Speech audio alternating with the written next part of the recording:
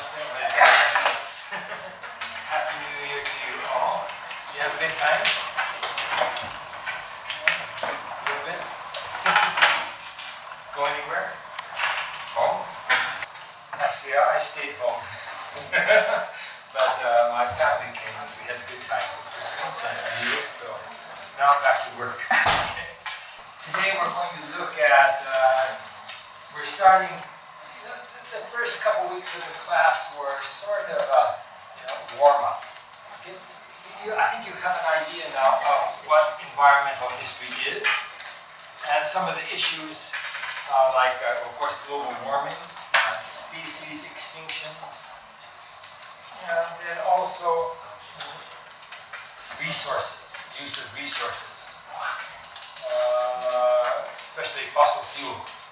So all sorts of issues like pollution and so forth. Now I want to start going back into history now. We looked at some examples like the history of the Tama River, or the history of the extinction of wolves in Japan.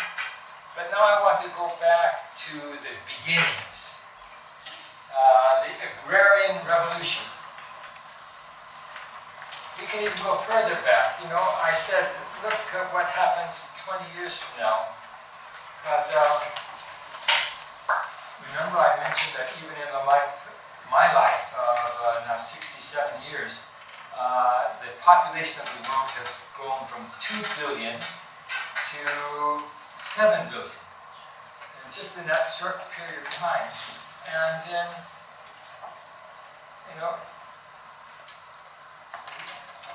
when is the first great transition? Do you know the date? Roughly the date. When did people invent agriculture? Or start, in the world, humans, start cultivating, the transition from a hunting and gathering society, where people gathered and hunted and didn't really plant and stay in one, and often moved around to a more stable community where people did farming. When was that? Remember? How many years ago? About 12,000 years ago. 12,000 years ago. 1万2000年前. Okay? Long time ago, right?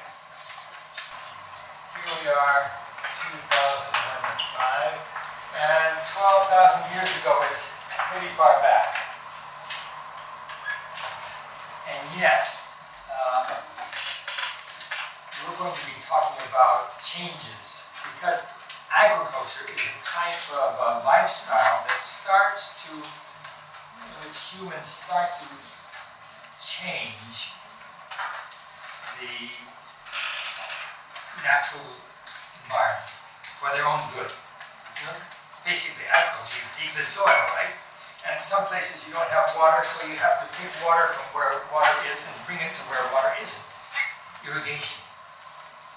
And sometimes you have to improve the soil. You change the quality of the soil. And then you have to dig it and you plant it, and sometimes you need more land, and so you have to take trees and get rid of the trees and plant them, so you deforest because you want to plant things there. And then sometimes you want to also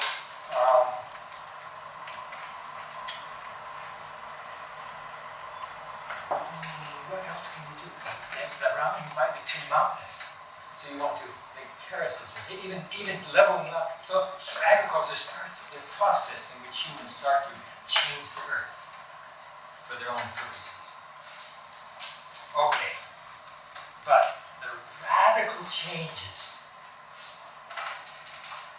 that we're going to look at the second great transition later on. Our course is going to look today at the first great transition. When is the Industrial Revolution? In the 19th century. Yeah, we're in the 21st century. There's the 20th century. 19th century, maybe the invention of steam engines. It's like the 1820s, 1830s. Railroads started in the 1830s, 1840s. Big factories, so it's the middle part of the 19th century.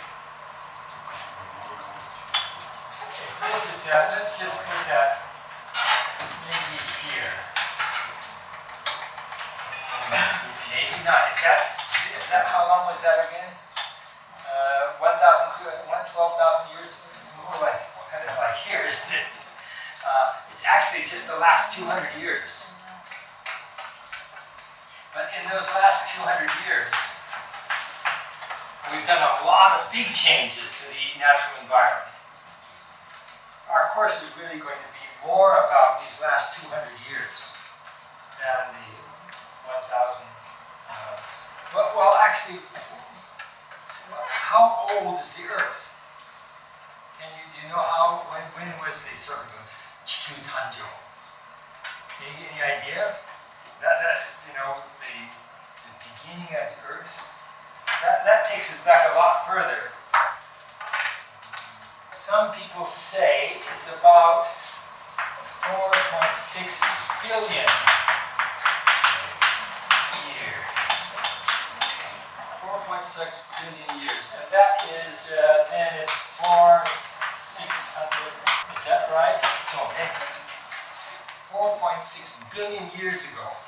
That's a lot longer than 12,000 years ago. So that's the beginning of, of course, at the very beginning, it's kind of hot. you know your story about it was sort of, the atmosphere wasn't there. You can't really have life. When did life first emerge on the Earth? Very simple, kind of one-celled animals. Anybody here in the sciences? Little one-celled animals? Tiny. When did life emerge? Maybe about 3 billion years ago. You get just one-celled animals. Beginning of life. And then more complex animals and life forms in the oceans and on land. You get, the starting of having more animals that can swim or climb on land. That's about 1 billion years ago. And then, when did the first humans? The first humans emerged about 10 million years ago. And that is really about 10 million. So that's, it's still, if we say, for agriculture, it's 12,000 years ago. 10 million years ago is still a long time. That means that for most of human life, people lived without agriculture. But how about the species of humans that we belong to, Homo sapiens, with much more developed intellectual capacities, walk up straight and so forth. Homo sapiens, our species, it's about 600,000 years ago. All of this longer. We've been only around like 600,000 years. And again, if we're talking about agriculture, about 12,000 years ago, still for us, agriculture is only part of our story. Humans gradually developed. One of the first tools that humans have and make use of. What are early tools?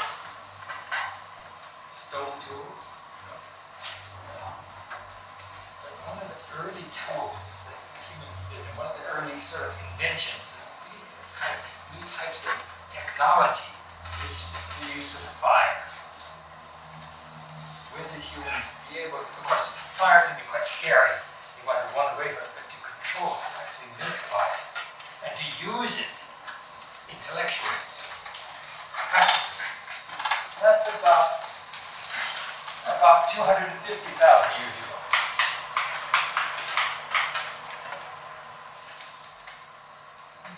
Okay, what does fire do? What's good about fire? Actually, the fire is kind of the first big, development in humans that really changes their lifestyles a lot. But also, if you want to, you can hunt with fire. If you light things on fire and then it runs, and then you can say animals will run away from it.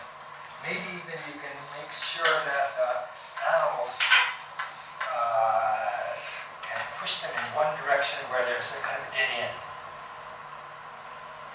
Actually, fire is a very common tool for hunters to push the animals in one direction. And then, of course, but you're really changing the environment drastically. Even with those primitive tools of stone tools and use of fire, still humans, right from the very beginning, are altering the environment, changing it. Fire. And then, of course, we get into other sorts of activities like use of language and clothing is about 40,000 years ago. People using skins and actually being able to communicate in language. So you're getting more and more closer to 12,000 years ago when we have the invention of agriculture. And then we go beyond that to have the beginnings of big civilizations, cities, not just large states with organizations, like in Egypt and other countries with pyramids. That gets to be about like 5,000 years ago or so. And then, so the beginnings of what we might call, we'll just call it civilization. People living in large communities with kings and so forth, and sort of, and producing works of art as well. It's only about 500 years ago that we can start to see sort of travel around the world. 1492, remember that date? Christopher Columbus. So it's just sort of starting to have some interaction between people throughout the world. Age of discovery and sort of beginnings of what we now call globalization. About 500 years ago. And then the Industrial Revolution only about 200 years ago. Wow. This is all of human history. But agriculture is a long part. But certainly the longer part of our human history is before agriculture. I don't know if you've got a chance to see the Yuasa Museum, but please do go a chance when it's open there. I think it's open now. Even. You might want to go over there after class today. But they have the exhibition of the Hunting and Gathering Society of Japan, Jomon Jidai. And as you might know, our ISU campus was a site for living settlements of people in the Jomon period. And that's about 12,000 years ago. Actually, when did agriculture begin in Japan? Nogyo wa itsu hajimetta? Jomon jidai kara Yayoi jidai.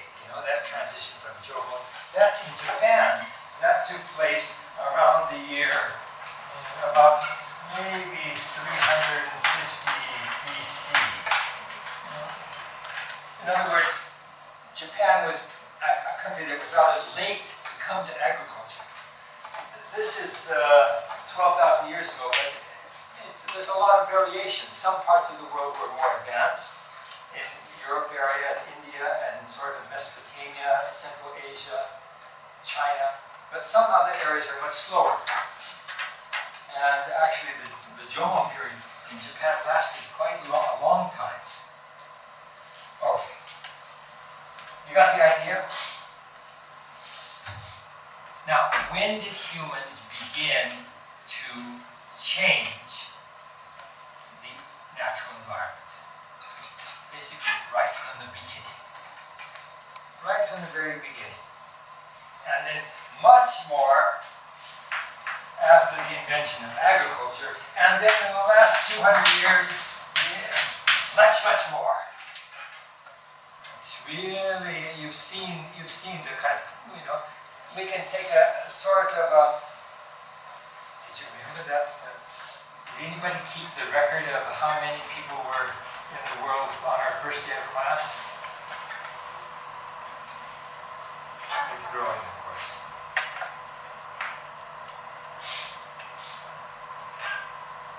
There we go. It's coming up. 7. Okay. But there is a world population over history. Oh, look at that plug in. It doesn't come there. The computer's no good. 7 billion, 6 billion, 5 billion. Yeah. You can't really see on this computer here so well. But the idea is that actually if we go back to even like 1,200 years ago and say, well, here's the world's population, it doesn't grow until it starts to grow here. Then boom! Big growth. Right at the these last 250 years have been just dramatic. Okay, we're going to talk about that in the next couple weeks. But today, let's look at this little period. This little period. But actually, this period here is only like 1% is human history. Let's look at the 99% today. The invention of fire, the use of bow and arrow, the invention of agriculture. These gave humans power over their natural environment. They could clear away forests. They could open up new agricultural land. They could take plants and animals from one place and put them in a different place. They could change the course of rivers. They could establish cities.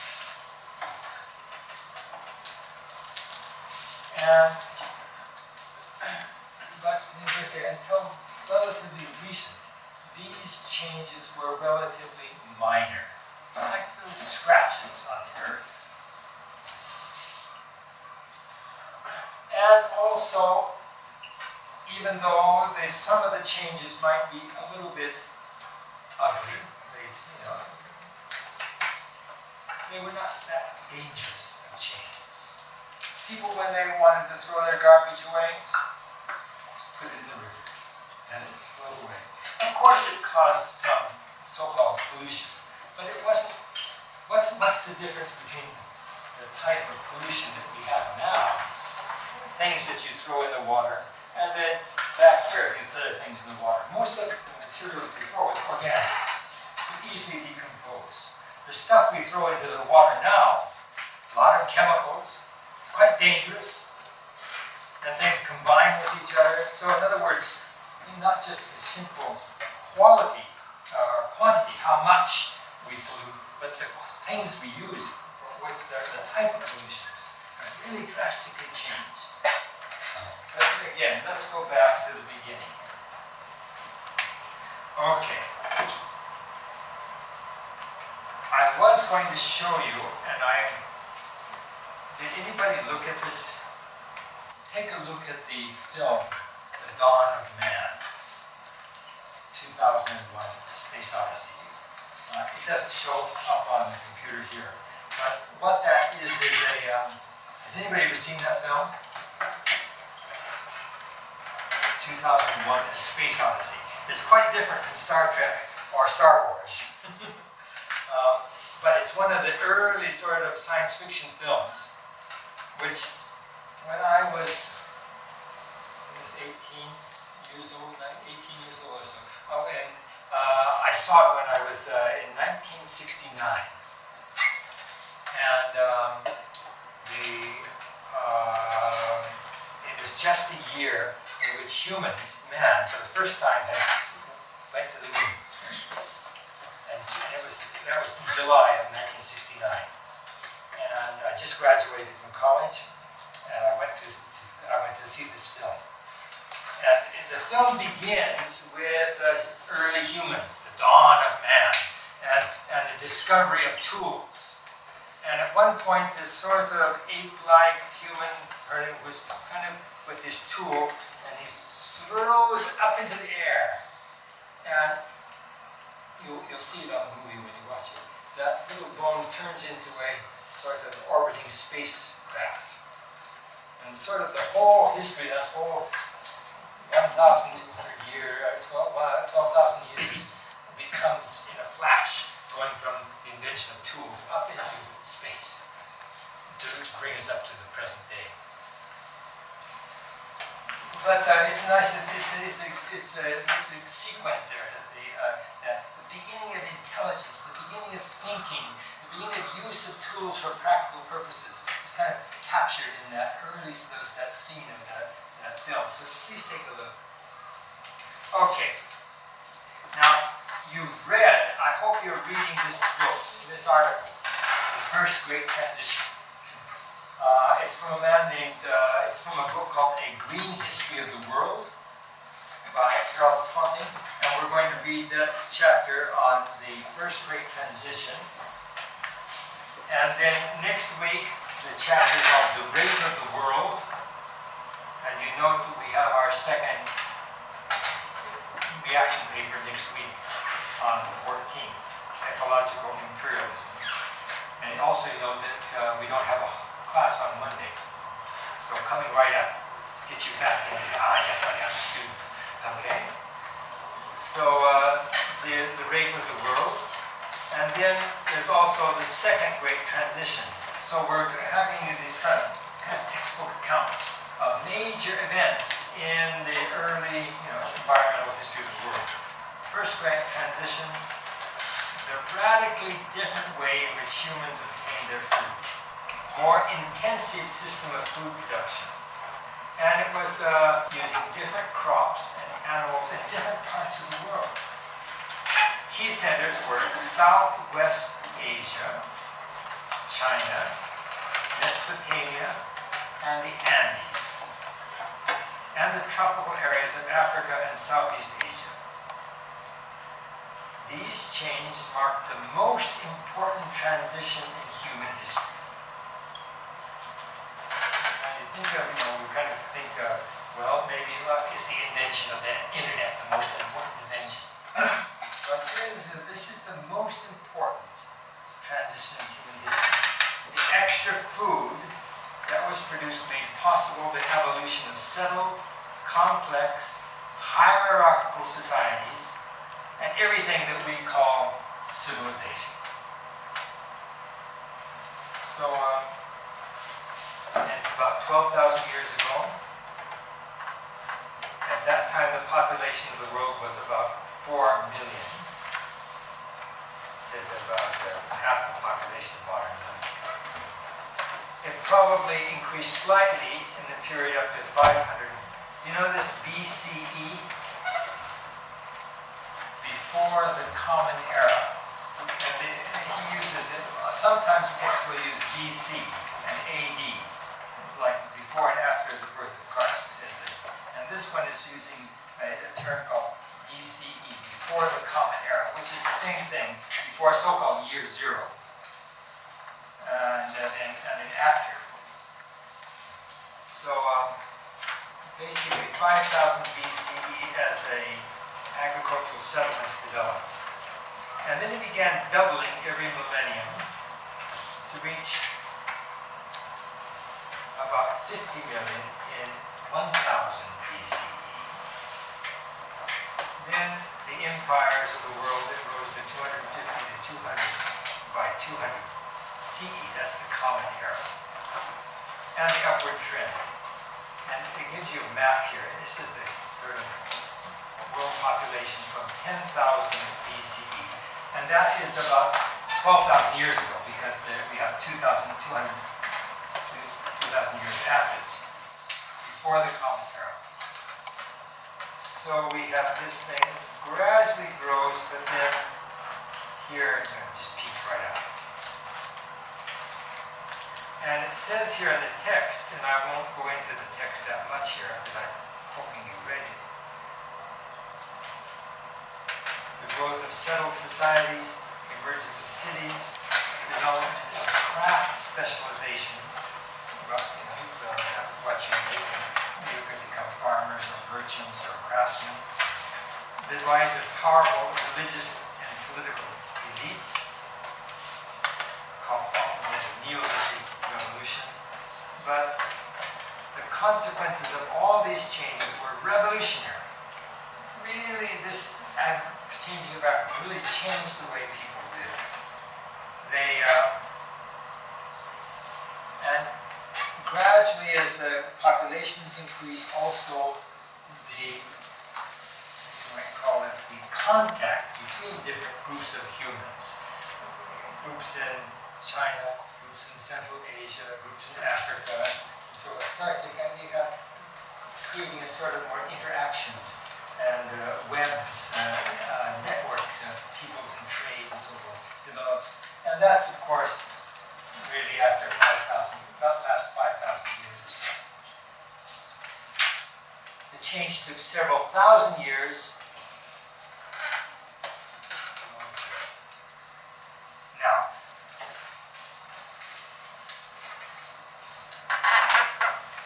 what is civilization?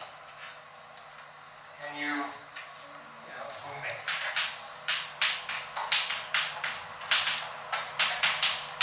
Civilization. Anybody want to define it? What's it mean? The text here actually he goes into some detail on this on page 60, way down here. It's a lot. The early civilizations, about 3,000 years in Mesopotamia and in Egypt, a few hundred years later the Indus Valley, later in China, and then later in the Americas. Hierarchical, that means that a status system, that with elites and people with power and wealth and people who are much more workers. Hierarchical societies and militaristic societies, power, ruled by religious and political elites, immense powers of control of their populations. Societies that were broadly egalitarian. In Japan, the Jomon society was largely egalitarian. When the archaeologists dig and find the dwellings of people in Jomon period settlement, most of the sizes of the houses are pretty much the same. But if you go to in the Yayoi period, and if you get into settlement, you find that there are often different sizes, small ones, larger, and then often very grand ones. And sometimes, again, if you look at the burial practices of people in the Yayoi period, or in the Jomon period, people are pretty much all equally buried in the same style. But when you get into the Yayoi, then of course when you get into the Kofun period, some have big, big tombs to show off their power and wealth. Some of the Kofun in Japan are larger than pyramids in Egypt. So you have societies that were once egalitarian become much more hierarchical, with immense powers, and distinct classes and huge differences of wealth. The changes have the ability that people not supported in food production produce some wealth. And then you could actually, in an agrarian society, when you have excess wealth, then you could have the possibility of people who didn't have to work hard, labor just to get their food, they could engage in other occupations. And then all of a sudden you get people who can, for example, maybe they could write things, they could think things, they could paint things, they could sing things. And you got the beginning of a different style of civilization, a new civilization. You could make great palaces, great state buildings, and craftsmen could produce exquisite works of art, religious, spiritual, philosophical thought, the development of writing, fundamental for the advancement of knowledge. You can even start dreaming and studying the universe. When we get here at the beginnings of civilization. Okay. Now, I'm not going to go through the whole text because it gives you the rise and it shows you examples of China and Mesopotamia and so forth. And you can see that, of course, certain cultures that developed with using wheat and maybe livestock like cattle in Europe are going to be different from societies that use rice and have pigs as the main domesticated animals. The text describes these things. And of course, one of the big differences of a society that's depending on wheat is that the productivity of wheat is not as great, so you're going to have a much smaller population than rice can support a large, much more crowded, much more dense population can be supported by the rice culture. And you're going to see already from the very beginning different types of cultures developing because of their, not only geographical, but in terms of the historical, these type of crops grow well here and not there. So choices were made. But I'd like to look at a little bit more about the case of Japan and rice growing in Japan. Do you know when rice was first? When did people in Japan start eating rice or growing rice? This is a part of. People do say it's the beginning of this sort of Daimyo period. And maybe 350 BC. We don't know the dates, obviously. It didn't happen on one year. It's a gradual transition. And it also is a gradual transition by terms of parts of, we don't really know what Japan was looking like. Japan didn't exist in the year 350 BC. As a country, it was there, and so we can see areas within the area of the land that we call Japan today, where people somehow discovered the ability to grow rice. Maybe other areas less advanced, more advanced areas. Often, the idea probably for growing rice is introduced from the Asian mainland. In Japan's history, Japan is a small, rather insignificant island chain off the coast of China. China was a much more advanced, already 5,000 years ago, it was a major civilization.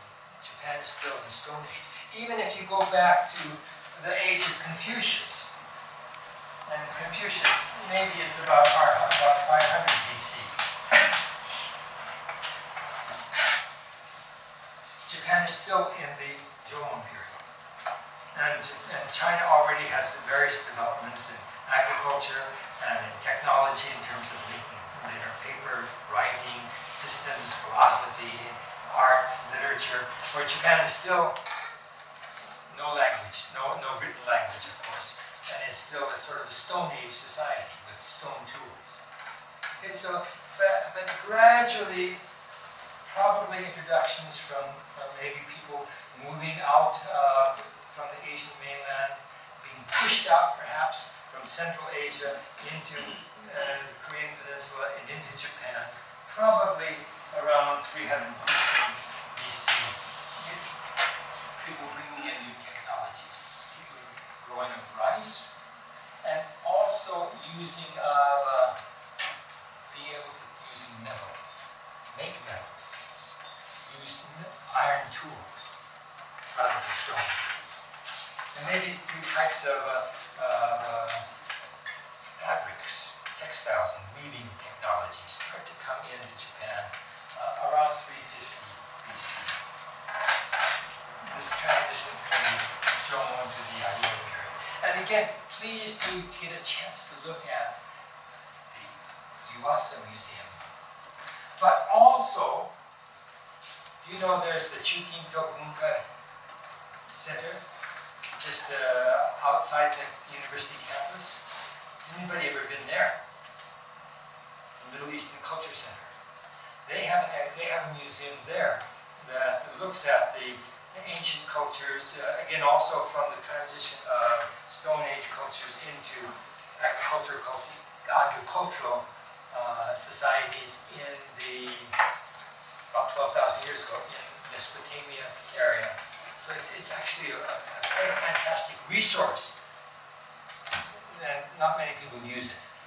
Not only Yuasa right here, but the Chukinto Bunka Center, the Middle Eastern Culture Center. So maybe every day you might pass in front of it. Probably do. Never got in. Okay? Take this as a chance. Now, Yayoi period, wet rice agriculture, bronze and iron, and new types of textiles. Probably coming from South China. Has anybody ever grown rice? Has anybody worked in farms?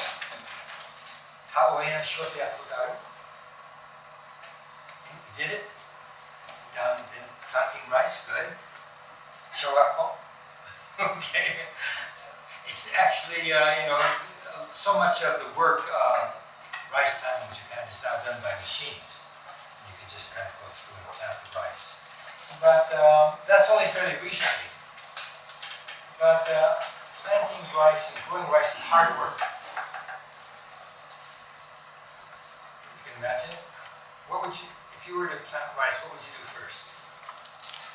It's now December, January, so pretty soon the farmers are going to start preparing the fields. Okay? Which means they have to plow the fields. And often right now the fields are dry, they've been drained. And so you plow them up. And then also, they're wet rice agriculture, so you have to have, when you plant it, there's water in the field. And it has to be completely level, so that when you're planting rice, you can't have it on a slant. And so when you put the water in, it's going to be wet on one side and dry on the other. Make sure that the water level is exactly level. Okay? So you have to not only plow, but you have to make sure your field is level.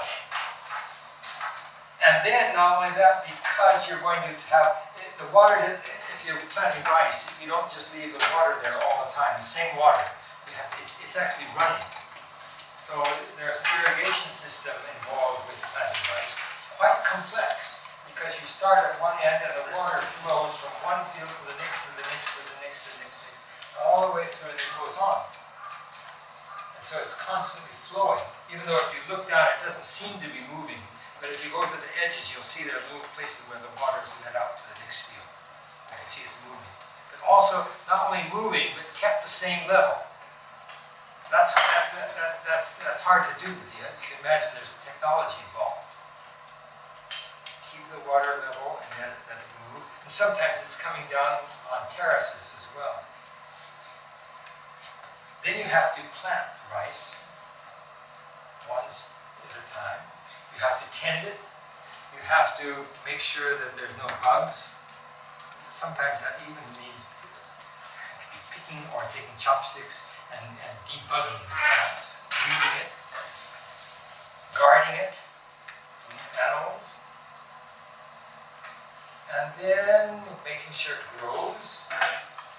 And then hoping that you don't get too many cold days or you don't get too hot of days. You have to watch out for that. And then the rice will grow. And then, if you didn't have a typhoon and so forth, you have to watch out for the weather. But then you have to harvest.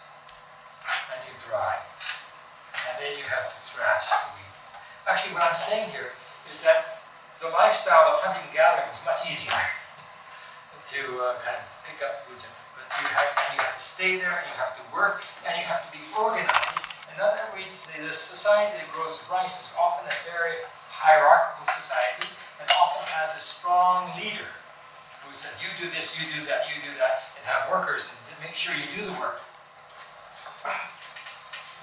And so that, it's sort of people have jobs to do and you have to do it. And also you can cooperate. So just that a rice-growing society often creates not only the fact that you are this type of style of life and your cultural makeup. If you're growing up a rice-growing culture and a wheat-growing culture are going to be quite different, just right from the very beginning. Where do the Japanese people come from? When is the year zero of Japan? 日本の歴史の出発点。日本人はどこから来た？ in other words, in this long history, the Jomonjin and the Yayoi-jin actually disagree quite differently. So actually, Jomonjin probably are not the ancestors of present-day Japanese. And even the Yayoi-jin get kind of replaced because in the so-called Kofun period, new types of people are coming in. These are people with horses, Kiba Minzo, probably from Central Asia. And they're much more kind of military style, with the large, and they build these big tombs. Probably these are people coming in from Central Asia. So in other words, the origins of the Japanese people are going to be quite, some people say, it's Chinese Minzo. In fact, the origin of Japan is quite, lots of people coming from Siberia, coming in from Central Asia, coming in from South Asia, coming in from Polynesia. Japan is a sort of melting pot of different peoples in its early history, bringing all sorts of different cultures together, including the rice culture. But Japanese religion, have you ever the early examples of what do you call Gishi Wajin Den, a text written in Chinese by around the year 200 AD, kind of as if Chinese were sending sort of anthropologists to Japan. What are these people, these Wajin? These people, what are they like? And so they describe them. And they're kind of short, and they like to bath, and they like to drink. And when they worship, they go to the shrine and they clap their hands like this. And they're barefoot. They have all sorts of, they smear their bodies with red. They have kind of have tattoo practices. They're all described, the kind of peoples in Japan. So it's kind of interesting, but already rice growing, and we can see certain religious practices which are not from Central Asia, but more from North Asia or Siberia, kind of shamanistic practices. And one person, a woman, quite often, who can speak the words of the gods like a shaman. All of these sort of are described in these early Japanese cultures. But rice is the center. And praying for fertility of the soil. And praying, of course, to Thanksgiving for harvest. How many of you had rice for breakfast today? Just to increase the percentage, I had rice this morning. でもほとんど食べない。You had rice? あとは Good, good. 納豆? Yes. Good. Me too. Okay, but how many of you had kind of bread and toast and things like that? Probably pretty fewer and larger numbers, right? Yeah, I usually have coffee and toast and yogurt and some fruit and so forth. Okay, now Japan is often called a kind of rice culture, and that Japan rice is the what is it called, the staple product of Japan, the sort of main food of diet. But did you know the amount of rice eating is going down in Japan?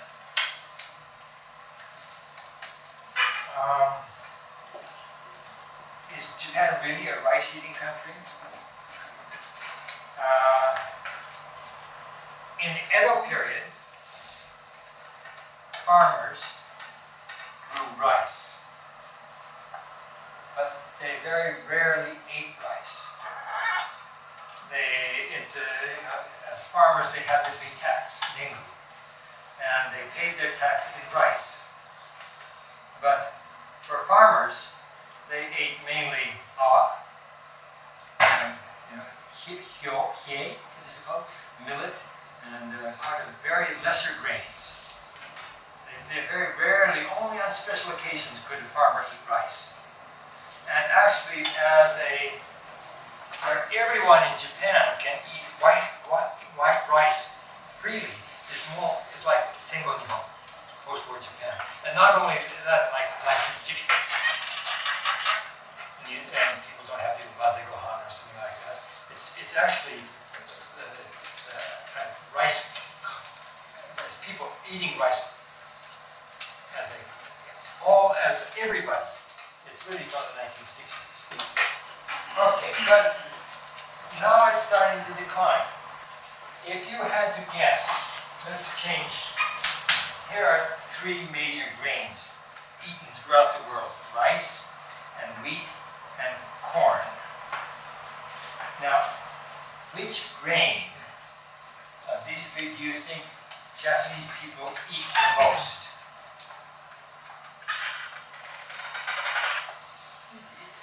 Rice or corn or wheat? What do you think? Actually, this is the kind of trick question, I'm sorry. But let's just go ahead. You'll see my trick. But which one, consumption, what is it? What's the Japanese word for consumption? Shohi. Komeka.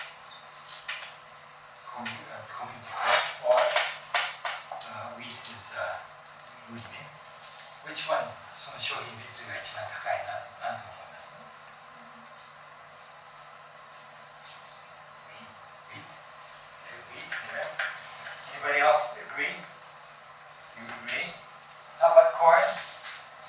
Anybody? 1, 2. Rice? 1, 2, 3, 4. Is that, am I right? Kind of corn, rice number 1, wheat number 2, corn number 3? Okay, now change I'll give you a chance again. Why do you think corn? Corn syrup. Corn syrup. Okay? And in other words, if you think about what you eat, and it's just the grain, だけじゃなくて, it's some product made from corn, like syrup, and you have to drink Coca-Cola or anything sweet, you're going to drink a lot of corn. You want to change your mind? Anybody?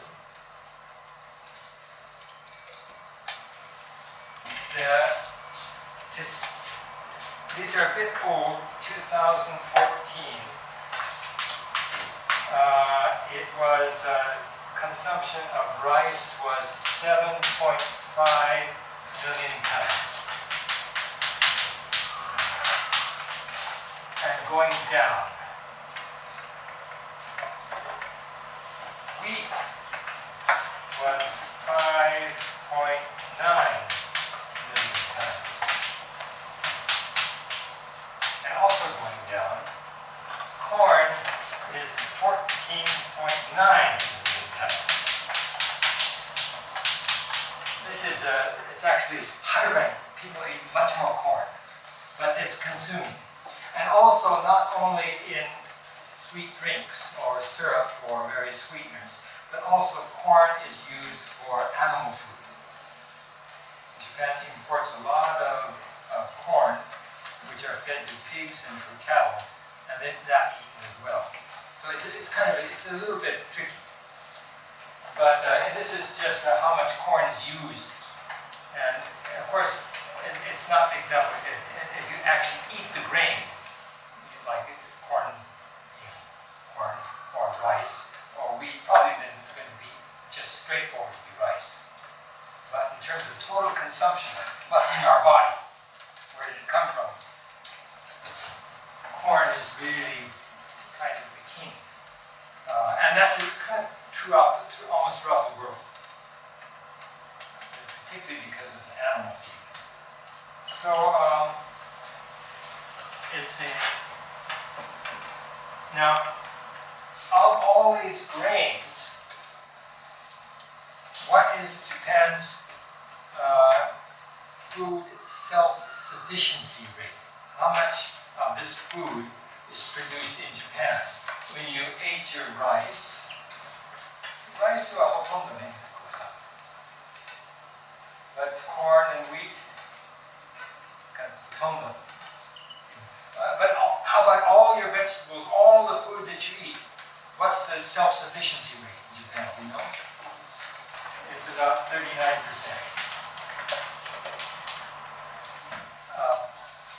39% of food in Japan is grown in Japan, and the rest is imported.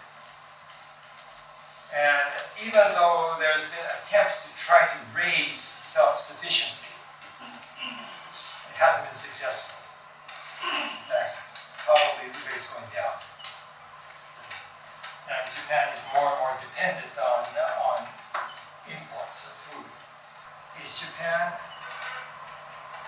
well, what do you think about this?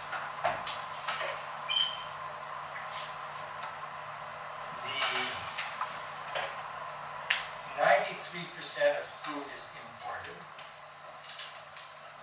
And sometimes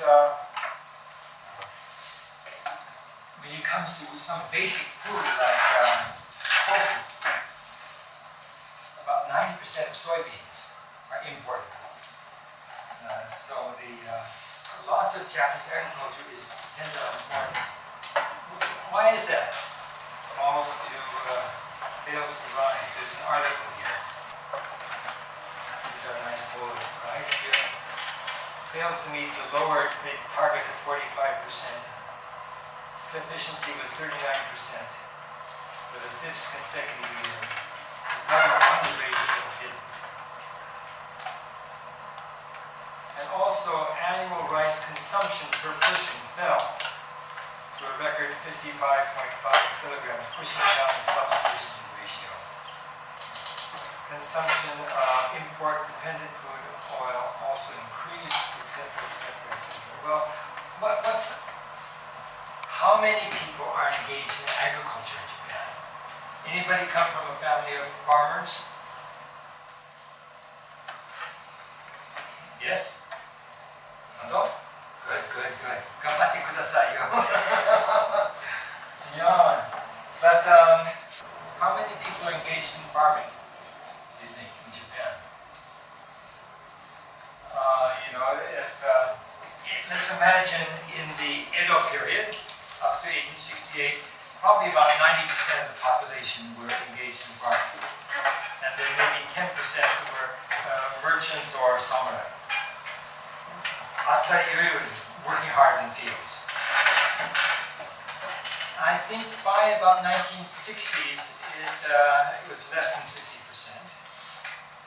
And then in the last, again, certainly within my lifetime, it's gone from more than 50% to now 2%. ほとんどいないよ, farmers. There's actually, I wanted to show you here a good resource that you might use. This is some sort of statistical handbook for Japan. It's useful for all sorts of things. How big is Japan compared to different countries? Famous mountains. When you write papers and so forth, it's often good to not just say, "Oh, Japan has a lot of mountains." Well, how many? It's the highest mountain in the world. How high is it? Something. Put down some kind of careful statistics. Lakes, land surface, temperature, participation, population changes, pyramids, Japan population density by country. Japan is here, there. Total trends in population. Changes in household composition, household members, elderly population, age structure. We'll get down here. National vital statistics, mothers, life expectancy, divorce rates, marriage,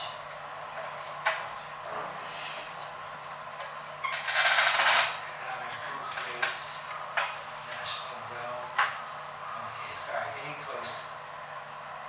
Economic growth rates, industrial structure. Primary, secondary, tertiary. The primary are people working in farming, fishing, mining. And secondary is more industry, and then service industry is the tertiary. And this is in 1910, and it looks here about 4.2%. Let's see here, from 50 down to about 4.2% in employment area. In terms of Japan's GDP, it's only about 1.2% in the agricultural area. And that includes people working in mines and fishing industry. So farming, maybe 2-3%. Not that great. And you probably know also that many of the people who are engaged in farming are often older people. The so-called sanchan no-gyo. So that you've got kind of your grandparents or mothers and so forth. So these are kind of, it's not really, there's all sorts of problems with Japanese agriculture, as you know. So, let's go back. Is Japan a rice country? In terms of the image, maybe people don't eat as much rice as and probably the rice growing is not very. You might say, well, why is Japan a rice country, not a sweet potato country, or a corn country, So, what is it about rice that makes it special to people in Japan? There's a sort of sense of identity as a rice-growing country, as a rice culture, but why not fish culture or sweet potato culture? What's so special about rice? Especially when you see the kind of... Okay, and what's so special about farming?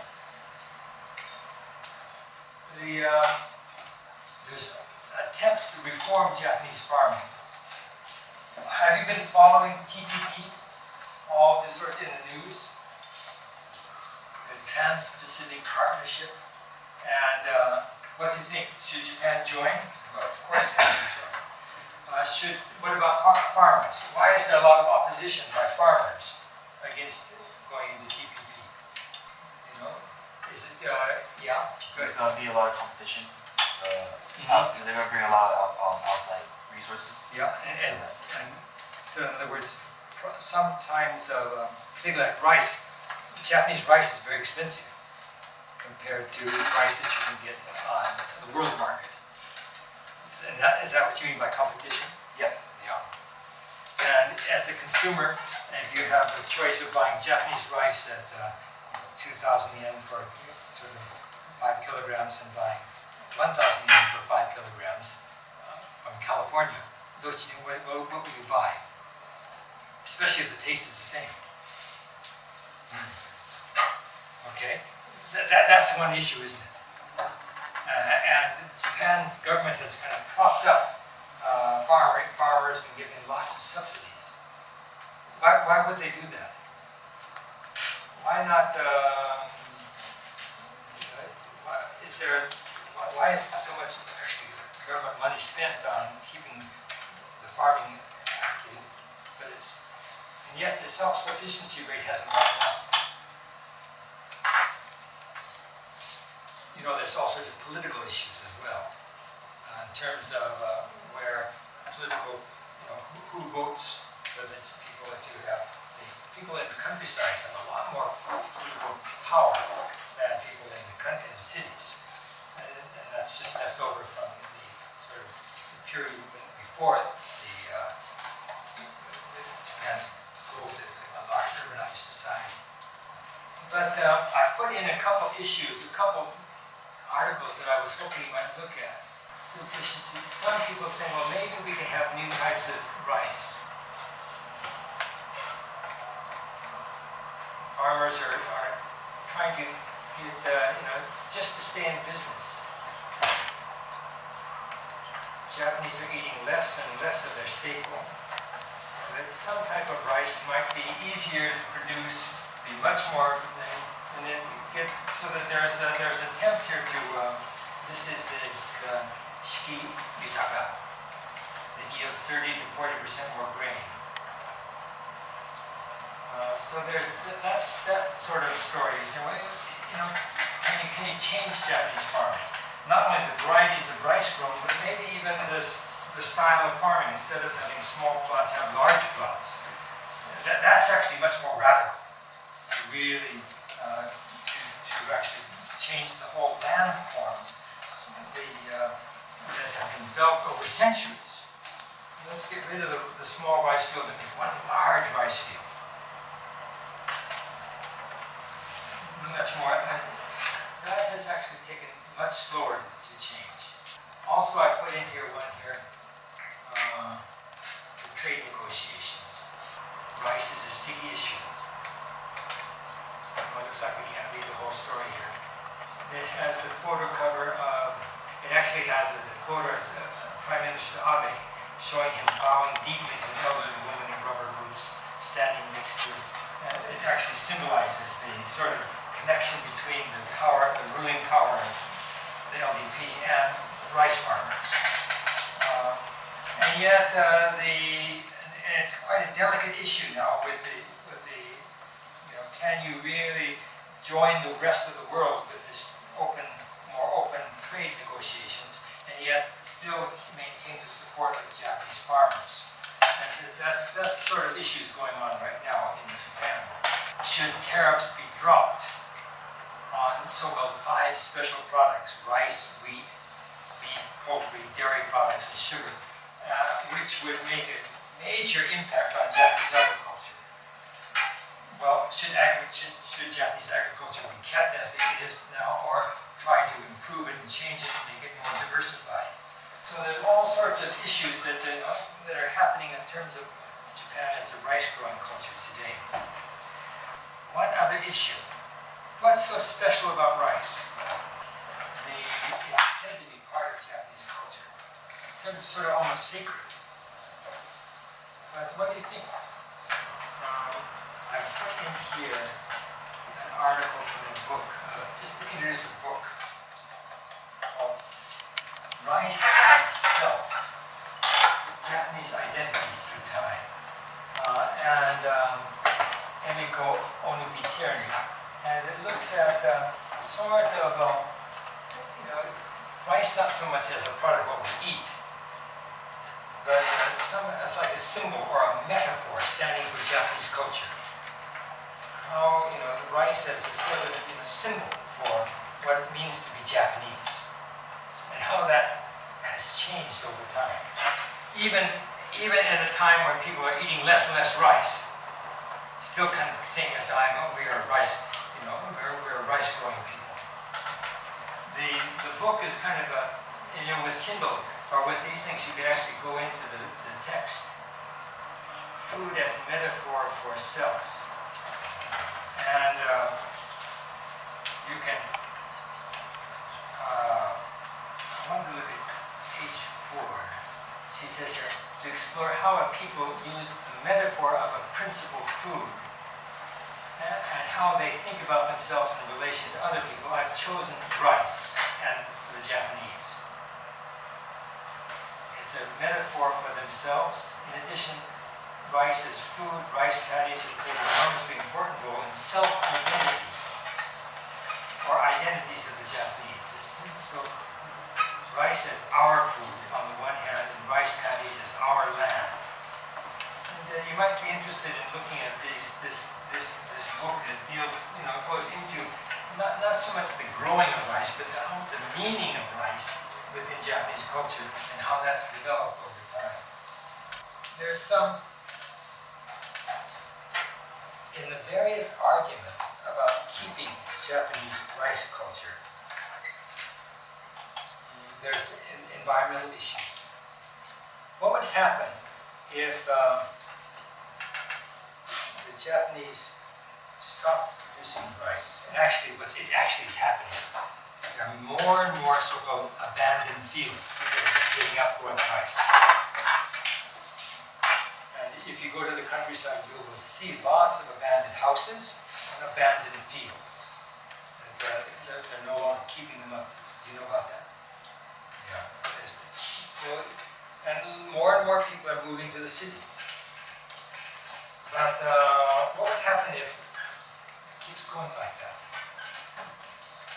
The Japanese landscape, the mountains and so forth, not only in terms of the providing food, but actually in terms of how water is preserved, manipulated, the flow of water, how much gets into the soil, all of this, it's all, that's over centuries from the Yayoi period. There's built up a kind of a water landscape in Japan that's actually starting now to fall apart. And there's sort of, some people predict that if people don't keep their rice fields, there'll be a really strong environmental impact from water that's now kept here, but actually more flooding, because and water runoff and preserving it. It's going to be, the rivers certain ways in which water is kept outside of other channels. That the whole environmental impact caused by field abandonment is something that people are very worried about. I didn't put it on there on the chat, but there's an article recent New York Japan Times called environmental traditional paddies. These traditional paddies are a great ecosystem, and not only in terms of the preserving the water, but the sort of life forms in rice fields. So maybe for better or worse, some change has to take place, but it's actually taking place at a much quicker change than people had expected. One final thing is about food, and one way to increase yield has been through use of fertilizers. And in the pre-modern period, fertilizers were largely organic. So you will want to increase your yield, you might get some rotten fish or kind of fermented fish, like sardines and so on, and add them to your field. Get or other sorts of, maybe you might even get animal manure and so forth, or even human feces and so on, add them into the soil, enrich the soil. But it was largely organic. But after the Industrial Revolution, after the Scientific Revolution, now we can have chemical fertilizers using particular nitrogen. And from the 1890s on, Japan has been the Japanese agriculture has become increasingly dependent on chemical fertilizer. Is Japanese food safe? Do you know what you're eating? And do you know to what extent, particularly, some people are saying that actually, if you import foreign food that has been grown with much stricter controls of what type of chemicals and what type of fertilizers as well as pesticide, as well as instead of the types of food that you can buy in Japanese supermarkets, which the controls are not as tight. And actually, you might be safer eating foreign food than Japanese food, particularly in certain types of fruits, where there's a lot of both pesticides and chemical fertilizers used. So you think I'd be careful, but again, there's another type of pollution, and somebody mentioned it in one of the papers. Who talked about nitrogen pollution? That was you. That was a great topic. Did you see that? Too much chemical fertilizers can often, not only, it's a sort of a trade-off, isn't it? You can have, on the one hand, you have more yield, but then you think, oh, then let's add more fertilizer, and it actually has a reverse process. It destroys the soil, gets into the water system, actually has a negative effect. So these are sorts of kind of, I don't know, I guess that what I wanted to do is look at sort of agriculture in Japan and its long history, but to look at ways in which some patterns that are set up like 2,000 years ago in Yayoi period still continue to have an effect on us today, and in terms of how Japanese culture or Japanese environment is structured, but which is also starting to break down. Again, it's a sort of issue that maybe 20 years from now you might want to look back and say, what's Japanese agriculture like? You know, as I say, it's just starting to disappear. Like 2% of the population producing all this, and you're still using fairly, even though they're using machinery, it's still fairly traditional style production on small rice fields. Maybe 20 years from now we're going to either see no agriculture, but then that will also change the land, or you're going to have a different type of agriculture using much better, more mechanization, probably more controlled fertilizers. Whether it moves in that direction or not is kind of take it as a good thing to see. But you know, people have been doing this now for about 2,000 years, but this is a big turning point. It's just kind of like a tipping point right now. What's the future of Japanese agriculture going to be like? And I'm not advocating everybody go out and eat lots of rice. The Japanese government is doing that.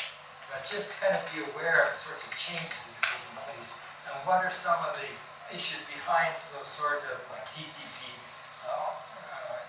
negotiations that are taking place about the rice in Japan. Also, I want to remind you to kind of be careful about myths. Japan is a rice-growing culture, or Japan is a land of rice eaters, or Japanese farmers are so-called, you know, the Furuki Yoki Nihon, and so forth. Or even the idea that domestically produced food is safer and better than imported food. You know, basically, but I do encourage you to be careful about what you eat. Look at the label. You'll often be surprised what's in your food. Drink a lot of corn. Okay, let's stop there. The first great transition, how many years ago? 12,000 years ago.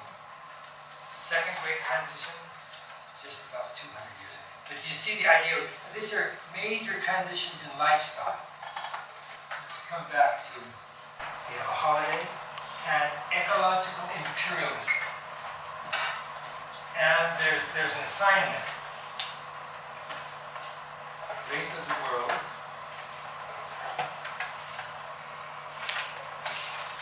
And this carries on a little bit the theme of extinction that we read about with the wolves. And it looks at the mass killing of animals, fishing, fur trade, sealing, and whaling. And I'm asking you here to think about what's the meaning of ecological imperialism. What's the title? Rate of the world? What does it mean?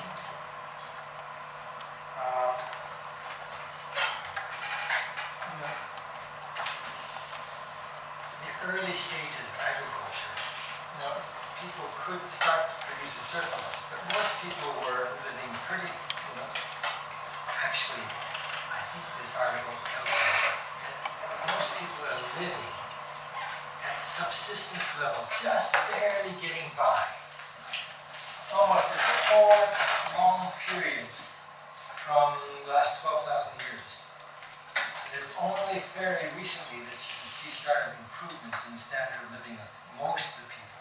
There may have been a few, you know, rich kings and queens and sort of nobility, but for something like 90 or plus people, percentage of the population, The standard of living is very, very poor.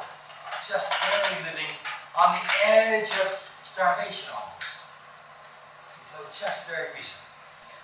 Maybe this is the age of imperialism, the age of exploration about 500 years ago. For certain groups of people with wealth to start really imposing their way of life on other people.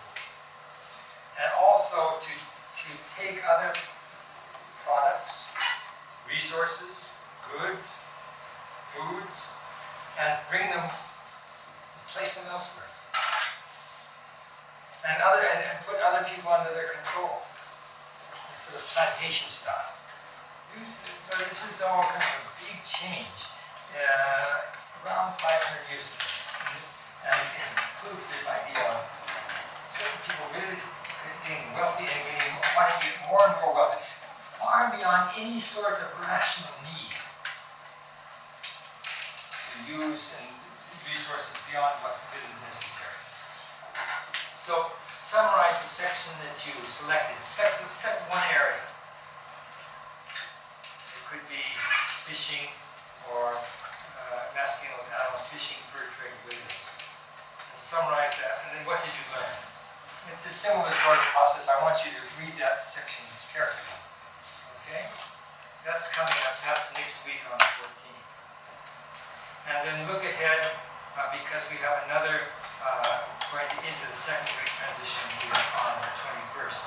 And here, this date here, I'm going to change this title a little bit because we're going to have a special guest come on the 28th, a representative from Greenpeace Japan. And Greenpeace is one of these NGOs that's quite active in international environmental climate change and trying to preserve the environment. And so I asked somebody to come in there and just kind of explain what Greenpeace is and what Greenpeace does. I want to deal with Tokyo at a different time, so I'm going to change things a little bit later. But that's going to be about Greenpeace. And probably activism, environmental activism is another kind of topic that we'll cover in that area. Because you know Tanaka Shozo and Ashio Copper Mine. Tanaka Shozo is Japan's first environmental activist, trying to protect against industrial pollution. So I'll carry that through a little bit. Greenpeace. Thank you. I'm going to stop early. Okay.